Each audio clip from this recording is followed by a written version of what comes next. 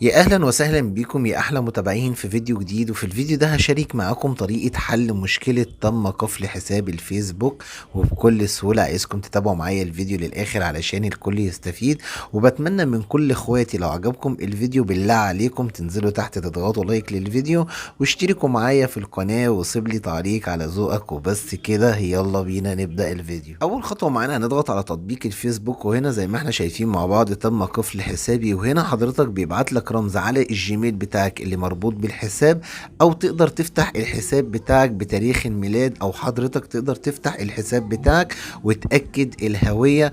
هنا حضرتك تم قفل الحساب بتاعي على الجيميل بتاعي، وان شاء الله هفتح الحساب بتاعي بكل سهولة وهبعت رمز.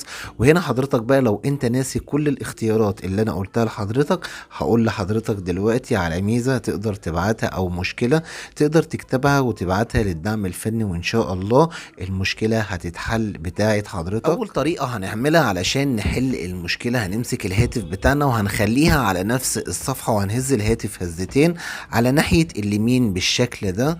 زي ما احنا شايفين مع بعض هتطلع لنا رسالة بالشكل ده، الإبلاغ عن مشكلة، هنضغط عليها.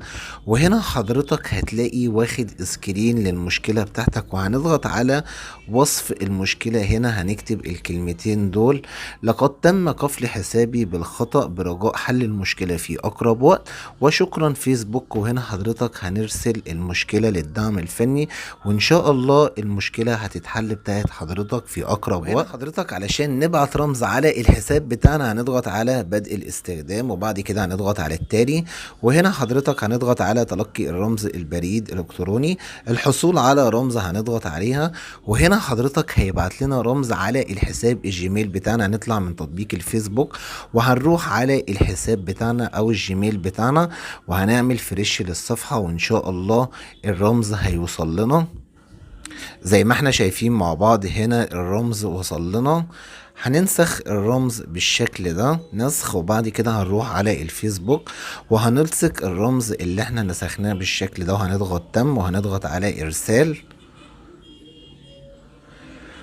وبعد كده هنضغط على التالي. وهنا حضرتك هنضغط على متابعة، وهنضغط على الانتقال الى اخر الاخبار. وهنا حضرتك هيكون الحساب فتح معانا وبكل سهولة، وهيكون المشكلة اتحلت معانا.